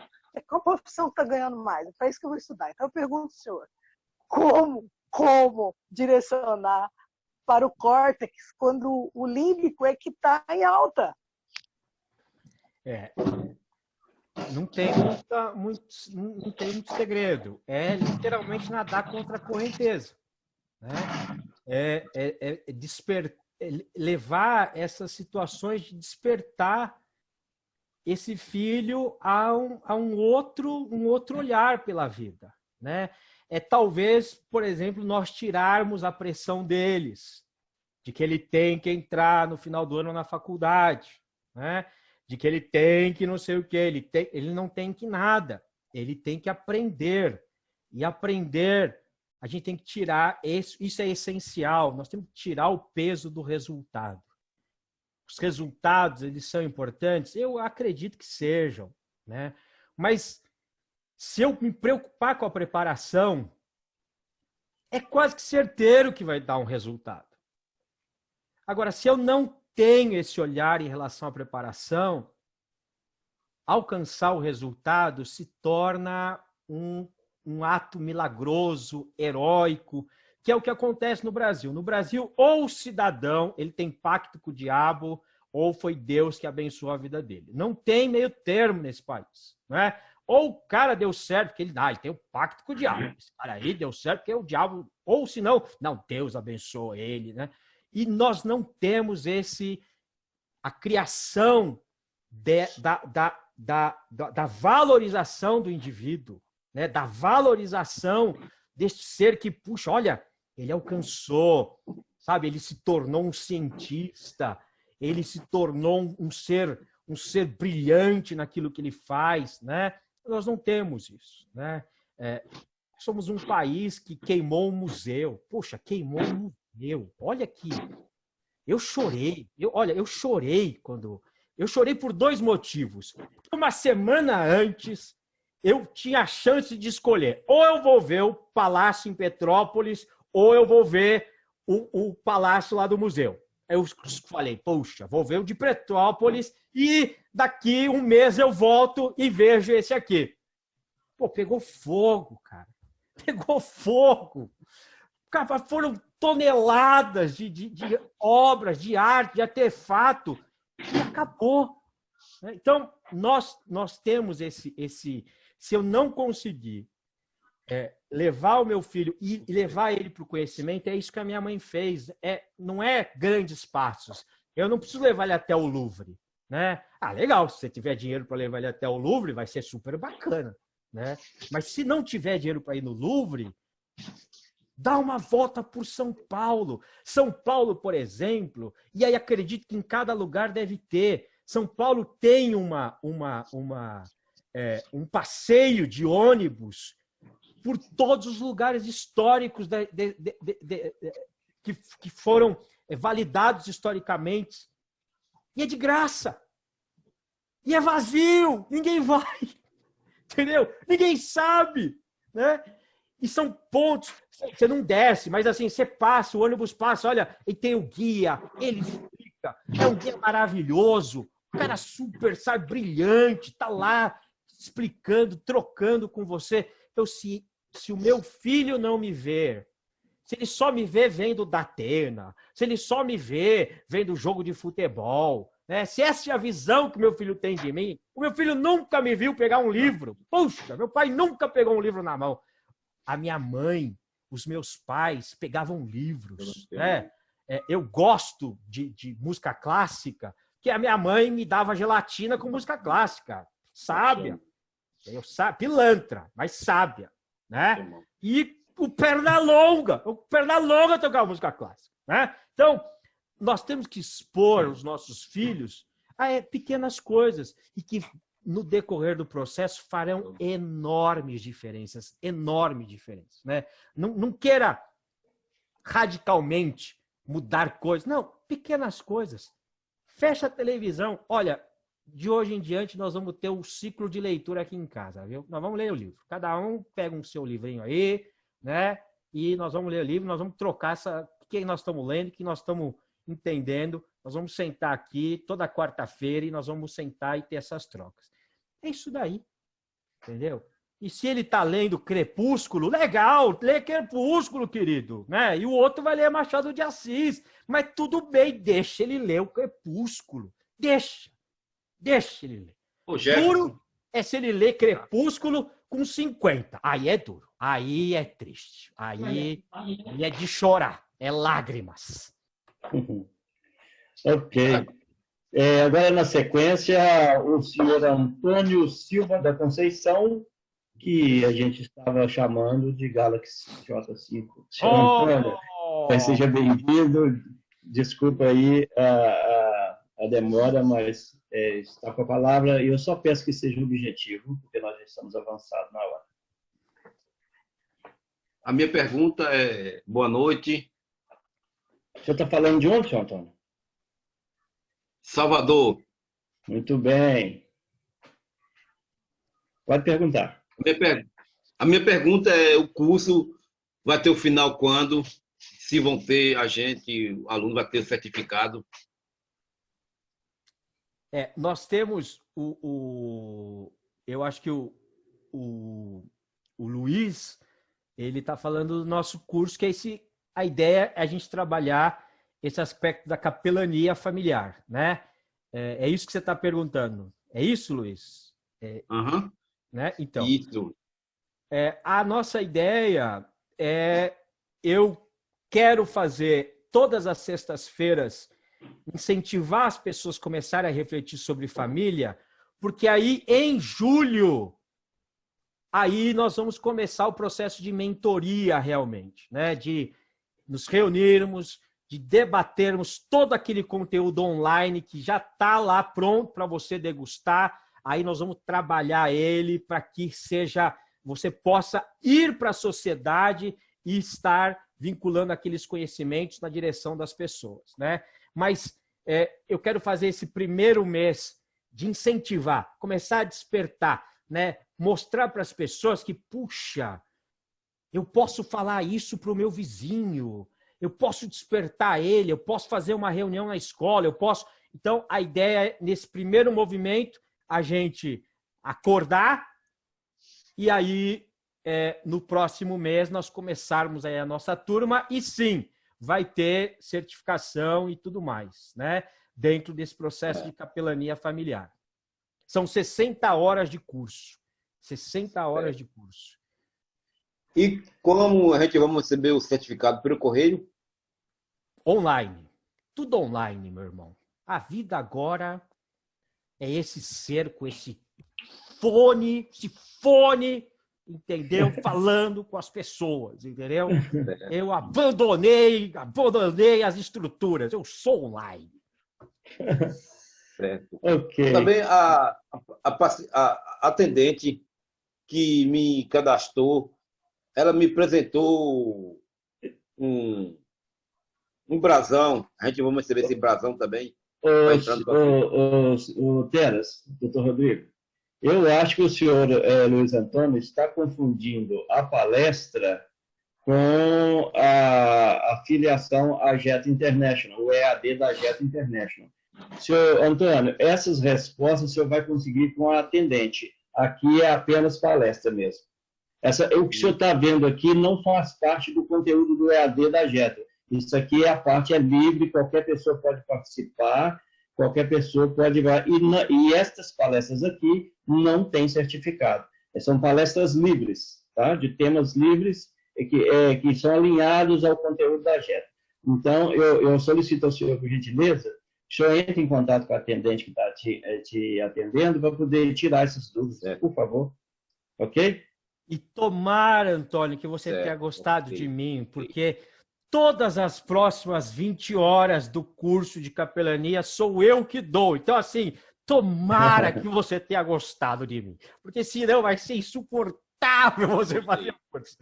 Que bom, que bom. Gostei. Fico feliz. Muito obrigado, senhor Antônio. E não se esqueça de entrar em contato com a atendente, tá? Teremos o maior prazer em atender. Eu vou passar a palavra agora ao doutor Diógenes Sene. Olá, boa noite a todos. Boa noite, doutor Teras.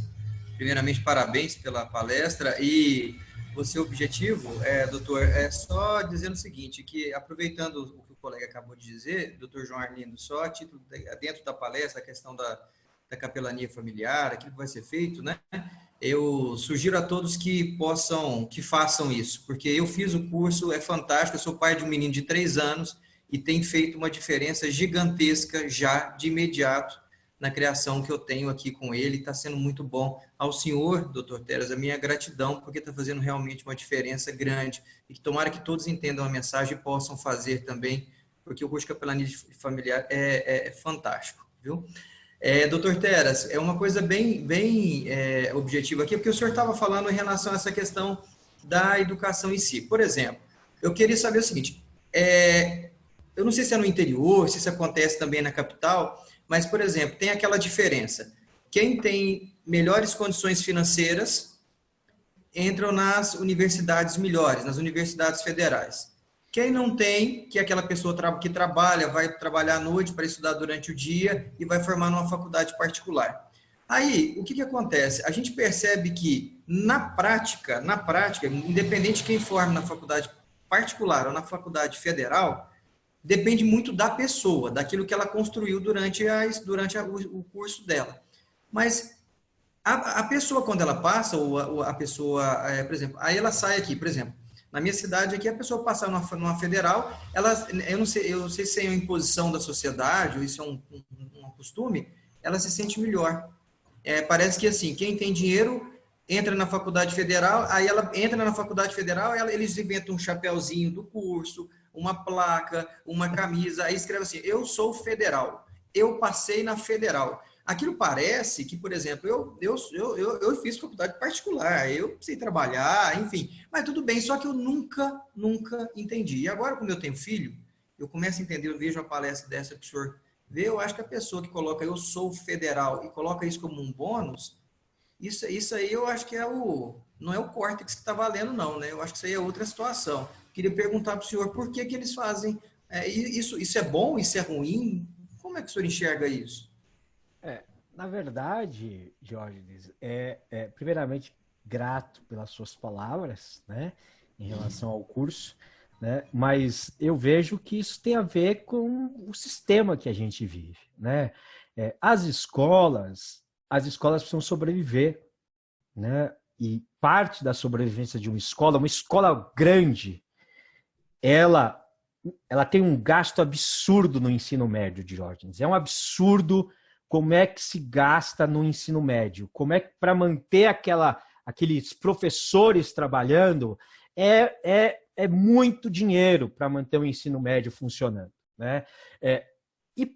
E um dos apelos que a família tem, e isso é visível, né? No 9º ano, você quer ver uma escola aflita, é no 9º ano. No 9º ano é o lugar mais aflitivo dentro da direção de uma escola, porque é o único momento, o único não, mas assim, é o momento de maior evidência que esse pai ele vai ou não tirar o filho da escola. Porque até então, o pai vai aguentando, sabe? Ele vai, tá aqui mesmo, vai indo, né? E aí, mas no 9º ano, como é uma transição, o cara se formou, tem a formatura, né? Tem esse ponto de transição, é um dos momentos que a maioria das escolas elas têm a mudança exatamente nesse ponto. Tanto que muita escola, isso eu ouvia, quantas vezes eu ouvi, esse colégio foi muito bom para os meus filhos, por aquilo que eles precisavam aprender, mas agora ele precisa entrar na faculdade. Então eu vou botar ele nessas escolas que tem um monte de apostila, que ele precisa estudar 24 horas por dia, né? Então, mas isso tudo tem a ver com o quê? Com o funcionamento da escola, porque é esse ciclo doentio. A família quer que o filho tenha resultado. A escola precisa, então, dar resultado. Então, como é que você avalia no final, no frigir dos ovos? Como é que a gente avalia uma boa escola? Com a quantidade de alunos que eles colocaram nas grandes universidades. É isso daí. Quando um pai que tem dinheiro coloca o filho numa boa escola, a pergunta-chave vai ser, mas quantos vocês colocaram no Enem? Como é que é a nota do Enem aqui nessa escola? Quantos entraram na FUVEST? Quantos entraram nas federais, não é? Por quê? Porque a escola, ela precisa sobreviver, precisa manter o ensino médio funcionando, que é muito caro. Para manter esse ensino médio funcionando, então ele tem que cumprir esses resultados e a família exige isso, né? Então, este sistema enlouquecido, né? A escola começa certíssima, ela é lúdica, ela é viva, né? Ela desperta a criança, os professores despertam as crianças, e aí no decorrer do processo nós vamos nos perdendo, porque aí somos substituídos por essa insanidade de resultar, né? Então eu vejo que é muito mais isso, né? O sistema que faz com que a gente e as escolas, não só as escolas, mas as famílias, porque é um ciclo doentio, né? A família exige, mas exige porque tem um mercado, esse mercado exige porque tem um sistema. Então é toda uma estrutura que tira o principal. E qual é o principal? O saber. É para isso que deveria ser o ato de estudar. Apenas para o cara entender que ele é capaz de saber. E acabou, né? Aí, dali para frente, ele vai entrar no vestibular, se ele vai entrar na FUVEST, é uma consequência mínima da grandiosidade que ele conquistou para a vida dele. É natural, né? Natural. Obrigado, doutor. Okay. Vocês podem ver que eu sou apaixonado por isso, né? Eu amo educação, meu Deus do céu. Eu estou vendo aqui o João, meu amigo João, né? Sim. Eu compartilho a esposa dele, que é uma querida amiga minha, né? Eu compartilho dessa paixão da esposa do João. Também é uma... Não é, João? Pura verdade. Nossa. Foi minha diretora. Tenho orgulho de ter tido ela como diretora. Vamos lá. Bom, encerramos as inscrições com a doutora Odalis Karen, é a última inscrita, e a partir dela nós encerramos as inscrições. Doutora Odalis. Doutor Rodrigo, está me ouvindo? Muito bem, doutora. Bem-vinda. Obrigada.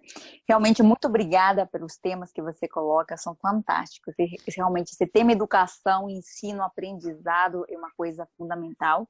Eu sou Odalis Vasquez, eu moro no Rio de Janeiro, eu sou estrangeira, sou da Bolívia, então eu peço desculpa se o português não ficar tão bom. Mas eu queria comentar algumas coisas. Assim, eu tenho aqui no Rio, tenho muitos amigos de alguns pacientes meus que fazem homeschool. Então, é muito interessante porque realmente é quase indo contra o que tem acontecido com a educação, né? Os pais têm terceirizado a educação em todos os aspectos para a escola, e a escola não foi feita para isso. A escola só foi feita para ensinar a ler, escrever, matemática, física, biologia, não foi para ensinar moral, religião, essa cultura. Isso aí é família, né? Então, como você colocou muito em cima da escola, agora vem um movimento contrário, tentando tirar isso da escola e devolver para as famílias. Lógico que isso envolve muitas coisas, né? Então, várias vezes, tanto os meus amigos que fazem quanto os pacientes, eles comentam, né? Eu tinha muito desejo no meu coração de poder fazer um homeschool. Eles falam, não é levar a escola para casa, e sim ensinar no dia a dia, no cotidiano, tudo que deveria ser ensinado na escola, dentro de casa, no dia a dia. Eu acho isso muito difícil, muito complicado, né? Então, realmente, você tem que ter um tempo para estudar aquilo. Então, eles se reúnem, fazem encontros, eles fazem o Movimento Brasil para isso ser legalizado, para eles irem direto na faculdade. Então, toda uma estrutura que eu acho fantástica. Realmente, eu não consigo pela questão de disponibilidade, né? Eu tento fazer o máximo que eu posso dentro dos horários que eu tenho, mas, lamentavelmente, eu não sou exclusiva do lar. Então, eu tenho que sair, tenho que estudar, tenho que fazer curso, enfim. Então, eu não consigo, mas eu acho fenomenal essa ideia e eu acho que é interessante vocês assim, tocarem esses assuntos, porque é fundamental. E essa questão de educação, é interessante que na época da Bíblia, né, quando alguma criança nascia, as mulheres se reuniam nas tribos e ensinavam a nova mãe a ser mãe. E hoje em dia ninguém pode dar palpite, né? Então, aí perdemos um pouco de como educar, tá todo mundo perdido. Então, essas suas palestras são fantásticas, porque devolve a linha para todo mundo, né? Devolve o conceito de o que é ser pai, o que é ser mãe, o que é ser educador. Eu acho isso fundamental. Dentro da igreja, eu sou cristã, nós temos a gente chama de universidade da família, né? Onde você aprende a ser filho, aprende a ser esposa, aprende a ser marido. Olha que louco, né? A que ponto a gente chegou, né? A gente precisa desses cursos. E lá tem um curso que eu acho fantástico, que está no Brasil inteiro e em outros países, que se chama Educando os Filhos à Maneira de Deus. Esse curso, eu já fiz 2 vezes, né? Porque realmente é muita informação. É fundamental. Eu acredito assim que nesse meio tempo de parar de ouvir as nossas gerações antigas, a gente perdeu como educar, como fazer, a postura, né? A gente vê na rua que é o contrário, quem manda em casa é a criança de 3 anos, né? Então, isso é conflituante. Então, ele estava comentando, é tão importante você tocar nesses assuntos, e eu só tenho a agradecer por ter levado, por ter trazido isso a nós, essa importância de como educar, de como fazer, essas dicas de como despertar nas crianças. Eu só tenho muito a agradecer, doutor Teras, por todo o seu trabalho e conte com a nossa presença todas as vezes que você estiver tocando nesses assuntos tão relevantes. E vamos com certeza compartilhar. Muito obrigada. Olha, eu acho que tem que ficar mais essa sala, que eu só estou recebendo elogio, entendeu? Tem que deixar mais essa sala aqui, tem que deixar abrir mais o microfone para as pessoas, entendeu? Eu agradeço, doutora, agradeço demais as palavras, né? E eu quero fazer só uma reflexão que eu acho que é extremamente importante, né? Eu acho que uma das coisas que a gente talvez tenha perdido de essencial é entender que aprender é um ato espiritual, né? Porque não tem nada mais sofisticado do que eu me envolver em algo que não existe, algo que eu não estou vendo, algo que não está materializado, né? Algo que requer uma fé brutal. Não tem nada mais poderoso do que esse ato de refletir, ir além daquilo que me foi dado, para que, do nada, quase como um sopro divino, desperte algo em mim, e um novo direcionamento, uma nova proporção, uma nova forma de leitura da vida. Então, não tem nada mais espiritual do que o ato de aprender. Sempre que eu vejo os gregos As pessoas falam, eles eram racionais. Não, eles eram absolutamente espirituais. Os caras deviam andar quase que na nuvem, né? Deviam quase que flutuar, porque eles eram tão conectados com o fluir do além, do transcendental, daquilo que não é material. Eles avançavam, eles iam muito, eles não tinham mais a prisão, né? Eles tinham somente a indagação, o querer, o descobrir, né? Então, nada é mais espiritual, nada requer mais fé do que aprender, né? Não tem um passo que a pessoa pode dar mais poderoso de fé do que querer aprender, porque aprender é isso, é eu ir além do que está materializado, além do que me foi determinado, né? E conseguir de algum lugar, e pode ser sim de uma divindade, pode ser de Deus, aí cada um nomeia da forma que quer, mas surge, e surge do nada. É o que eu gosto em Gênesis, no capítulo 1, Bará, e trouxe Deus à existência aquilo que não existia. Isso é o saber, né? Trazer à existência aquilo que não existe. Trazer para a criança, não tem nada nela, né? Mas ela adquiriu um saber, ela foi despertada, porque surgiu do nada. A existência, aquilo começou a existir a partir do nada. E eu vou parar de falar, porque se eu continuar falando, eu sou apaixonado nisso, né? Eu empolgo, vocês podem ver que eu fico enlouquecido com a educação. Muito bem, doutor Tera. Quem nos dera pudéssemos continuar aqui. Muito obrigado, doutor Odalis, pela sua intervenção. E nós agora já vamos caminhar para o final, porque, como dizia o artista, o tempo ruge. Então, vamos lá. Quero aqui trazer a lembrança dos senhores que a Jetro International está mantendo essas frases aqui de incentivo e de reflexão, porque eu acho que essas frases são muito pertinentes aos temas que têm sido trazidos aqui para nós. E essa, por exemplo, da Madre Rosane Guedin, foi dita em uma palestra aqui ainda nesta semana, na palestra Mulheres de Êxito. E a proposta não é querer mudar, mas agir para que o outro seja atendido em suas necessidades. Aí a mudança acontece. Eu acho que está linkado tudo com o que o doutor Rodrigo Teles colocou, que quando você atende à necessidade do educando, a educação acontece. A informação passa a fazer parte, deixa de ser informação e se transforma em conhecimento. Não devemos permitir que alguém saia da nossa frente sem se sentir melhor e mais feliz. Então, Madre Teresa de Calcutá. Então, nós aqui agradecemos a todos pela presença e estamos já no final, porque o tempo realmente já foi ultrapassado, mas eu agradeço a paciência e a colaboração de todos, até porque se ficaram até o final, porque estava muito bom, né, doutor Rodrigo Teles? Então, isso é importante a gente dar. Eu não poderia deixar de falar das próximas palestras. Nós tivemos ontem uma viagem pela Bíblia, parte 2, e na quinta-feira que vem teremos a parte 3 com o doutor João Batista de Oliveira. Hoje estivemos aqui com o doutor Rodrigo Teras, Sextou Família. Semana que vem também teremos o doutor Rodrigo Teras, Sextou Família.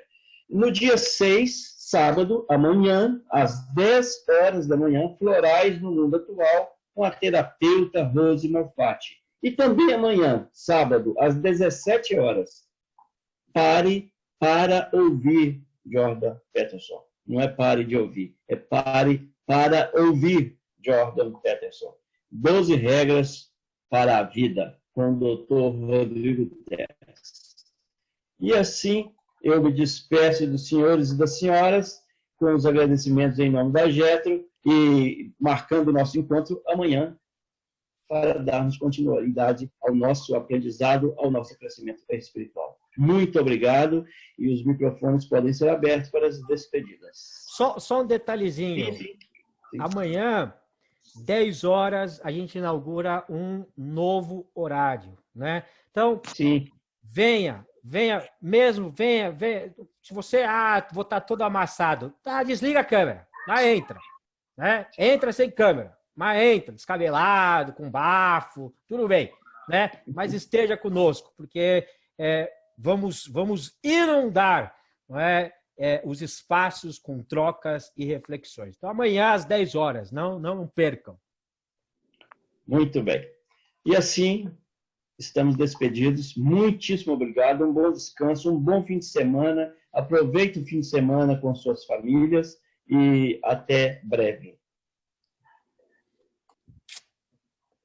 Beijos, abraços, so long, farewell, auf Wiedersehen, goodbye. Boa noite, fique com Deus. Amém. Boa noite, hein? Até mais, João. Até.